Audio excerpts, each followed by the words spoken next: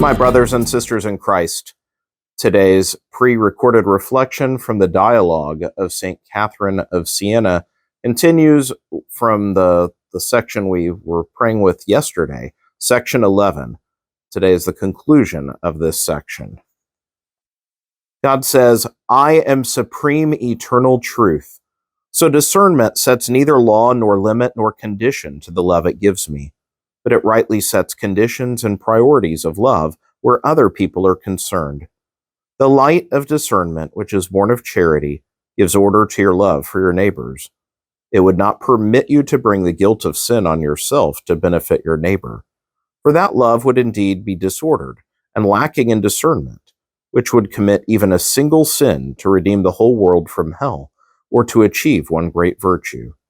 No, neither the greatest of virtues nor any service to your neighbor may be bought at the price of sin. The priorities set by holy discernment direct all the soul's powers to serving me courageously and conscientiously. And she must love her neighbors with such affection that she would bear any pain or torment to win them the life of grace, ready to die 1,000 deaths if that were possible for their salvation. And all her material possessions are at the service of her neighbor's physical needs. Such is the work of the light of discernment, born of charity. So you see, every soul desirous of grace loves me, as she ought, without limit or condition.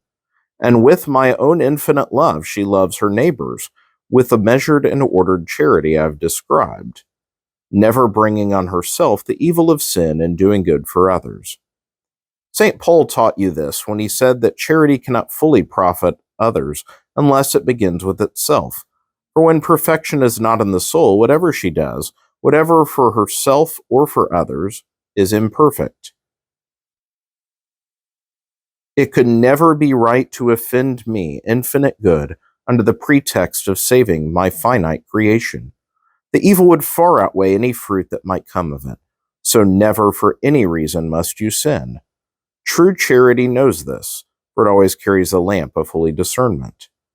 Discernment is that light which dissolves all darkness, dissipates ignorance, and seasons every virtue and virtuous deed, and has a prudence that cannot be deceived, a strength that is invincible, a constancy right up to the end, reaching as it does from heaven to earth, that is, from the knowledge of me to the knowledge of one's self, from love of me to love of one's neighbors.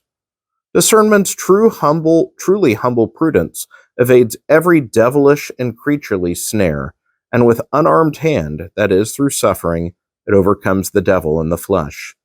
By this gentle, glorious light, the soul sees and rightly despises her own weakness, and by so making a fool of herself, she gains mastery of the world, treading it underfoot with her love, scorning it as worthless.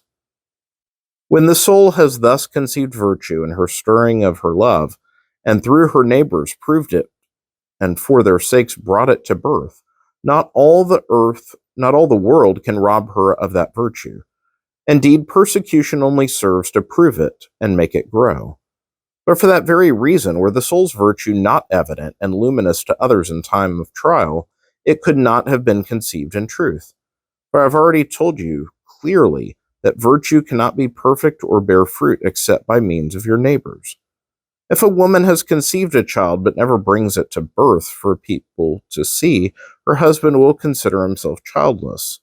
Just so I am the spouse of the soul, and unless she gives birth to the virtue she has conceived, by showing it in her charity to her neighbors and their general and individual needs in the ways I have described, then I insist that she has never in truth even conceived virtue within her. And I say the same of vice. Every one of them is committed by means of your neighbors. May God bless you all.